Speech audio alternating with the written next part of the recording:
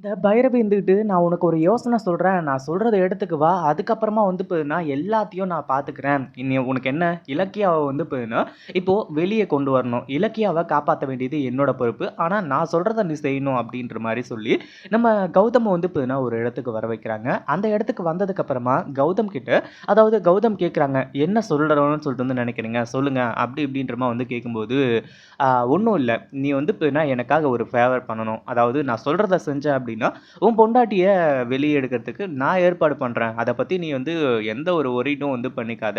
நான் சொல்றத கேட்ட அப்படின்னா, அதுக்கப்புறம் வந்து இப்ப ஈஸியா வேலை எல்லாமே முடிஞ்சிரும் அப்படின்ற மாரி வந்து சொல்ல ஆரம்பிச்சுறாங்க. இத்தன நாளா நம்ம இலக்கியாவ எப்படியெல்லாமோ எப்படியாச்சும் வந்து இந்த வீட்ட விட்டு விரட்டணும்னு நெனச்சாங்க. ஆனா அப்பலாம் எதுவுமே வந்து அவங்களால முடியல. இப்போ இந்த போலியான கர்ப்ப வேஷம் தான் இந்த அஞ்சலிக்கு ஒரு மிகப்பெரிய இதா வந்து இருந்துட்டு இருக்கு. அதே மாதிரி இந்த பைரவிக்கு மட்டும் வந்து இது போலியான கர்ப்பம்.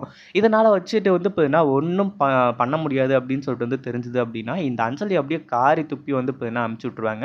அதுக்கு முன்னாடி என்னவெல்லாம் நடக்குது அப்படின்னு சொல்லிட்டு பார்க்கறதுக்கு முன்னாடி, இப்பதான் நம்ம சேனலுக்கு ஃபர்ஸ்ட் டைம் வரீங்க அப்படின்னா, கீழ இருக்க சப்ஸ்கிரைப் பட்டன பிரஸ் பண்ணிக்கோங்க. இப்போ நம்ம இலக்கியா இருந்துட்டு அதாவது இங்க வந்து ஆல்ரெடியே ரொம்பவே மனசு உடைஞ்சு போயிருந்தாங்க.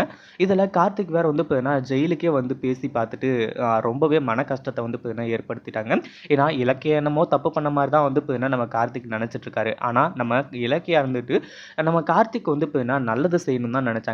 ஏன்னா, இத்தன நாளா ரெட்ட குழந்தை பிறக்க போகுது, ரெட்ட குழந்தை பிறக்க போகுதுன்னு சொல்லிட்டு, ரொம்பவே வந்து சந்தோஷத்தோடையும், எக்ஸைட்மென்ட்டோடையும் இருந்துட்டு இருந்தாரு. ஆனா, இதுக்கப்புறம் அதாவது என்னைக்கா இருந்தாலும் அஞ்சலி கர்ப்பமா இல்ல அப்படிங்கிற உண்ம தெரிஞ்சிரும். அதுக்கு முன்னாடியே வந்து இப்போ நம்ம தெரியப்படுத்திட்டோம் அப்படின்னா, வீட்ல நடக்கிற மிகப்பெரிய திருட்டுகள், மத்த எல்லா விஷயமுமே வந்து தடப்பட்டு போகும் அப்படின்ற ஒரு விஷயம் இலக்கியாவுக்கு நல்லாவே தெரியும். இப்படி இருந்துட்டு இருக்கும்போது, இப்போ கௌதம் வந்து பைரவி கிட்ட என்ன யோசனை சொல்லப் போறீங்க? சொல்லுங்க. எனக்கு வேற வழி அதாவது கௌதம் கூட இப்போ வந்து வேற வழியே கிடையாது. நம்ம இலக்கியாவ காப்பாத்தி ஆகணும்னா, காம்ப்ரமைஸ் தான் ஒரே வழி அப்படின்ற ஒரு வழிக்கு வந்து வந்துட்டாரு. ஆனா கடைசியில இந்த பைரவி இருந்துட்டு, நம்ம கௌதம் கிட்ட சொல்ற ஒரு விஷயம் என்ன அப்படின்னு பார்த்தீங்கன்னா, இந்த மாரி தான் இலக்கியாவ நீ மறந்துடணும். அப்படி மறந்துட்ட அப்படின்னா, உன்ன வந்து அதாவது இலக்கியாவ வந்து ஜெயில்ல இருந்து ரிலீஸ் பண்றதுக்கு நான் ஏற்பாடு பண்றேன் அப்படின்ற மாரி சொல்லிடுறாங்க. இத கேட்டதும் கௌதம் அதிர்ந்து போறது மட்டும் இல்லாம ரொம்பவே ஆடி போயிடுறாரு. ஒரு பக்கம் என்ன பண்றது, ஏது பண்றது அப்படின்னு சொல்லிட்டு வந்து தெரியாம இருந்த கௌதம் வந்து பல்லார்ன்னு வந்து அதாவது இவ்வளோ நாளா இந்த பைரவிய அம்மான்னு வந்து வாய் நெறைய வந்து கூப்பிட்டோமே அப்படின்னு கூட பார்க்காம பல்லார்ன்னு வந்து அறையிறாங்க. பைரவிக்கு பயங்கரமா இருந்துச்சு.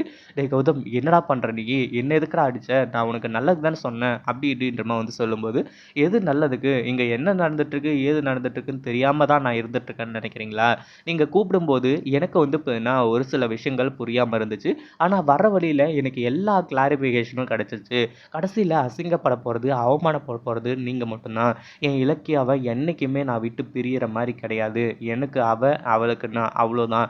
அப்படின்ற மாரி வந்து சொல்லி இந்த பைரவியோட முகத்திரைய கிழிச்சு எறியறது மட்டும் இல்லாம, அடுத்ததா வந்து இந்த அஞ்சலியோட முகத்திரைய வந்து கிழிச்சு எறிய போறாங்க.